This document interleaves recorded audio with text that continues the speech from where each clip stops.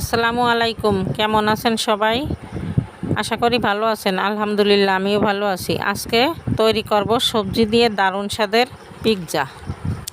তার জন্য প্রথমে একটা বাটিতে 2 কাপ আটা নিয়েছি। তার মধ্যে দিব 1 চামচ লবণ ও 4 চামচ সাদা তেল দিয়ে ভালো করে মিক্স করব এবং তারপর দিব 1.5 চামচ ইস্ট দিয়ে আর একটু মিশিয়ে নিব। তারপর আমি আগে থেকে লিকুইড দুধ জাল করে রেখেছিলাম, অল্প অল্প করে দিয়ে সুন্দর একটা ডো তৈরি করব। তারপর ডোর উপরে হালকা তেল দিয়ে রেস্টে রেখে দেব 20 মিনিট। ততক্ষণে আমি একটা সবজির পুর তৈরি করে নিব। তার জন্য আমি নিয়েছি কিছু পেঁয়াজ কুচি ও 4টা কাঁচামরিচ কুচি। হালকা তেলে ভেজে নিব।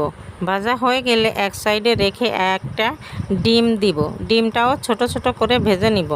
তারপর দিয়ে দিব আমি আগে থেকে কেটে রেখেছিলাম 1 কাপ বাঁধাকপি কুচি, 1/2 কাপ মিষ্টি কুমড়া, 1/2 কাপ পটল, 1/2 কাপ গোল আলু।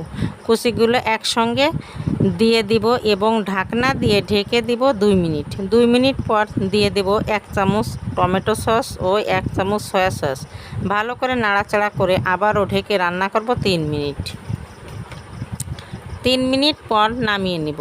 এদিকে ফিরে আসলাম 20 মিনিট পর। ডোটা ফুলে ডাবল হয়ে গিয়েছে, তাই আমি হাতের আঙ্গুল দিয়ে চেপে চেপে বাতাসটা বের করে দিব।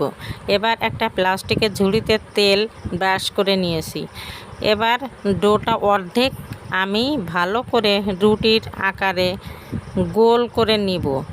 এর ভিতরে সবজির পুরটা সুন্দর করে বিছিয়ে দিব। এবার আর একটা পুর উপরে বিছিয়ে পুরটা যেন সম্পূর্ণ ঢেকে যায়। এবার 4-5টা ভালো করে আটকিয়ে দেব, যেন কোনোভাবেই ভিতরের বাতাস বের না হয়। এবার আমি খুন্তির সাহায্যে একটু শেপ দিয়ে উপরে ডিমের কুসুম ব্রাশ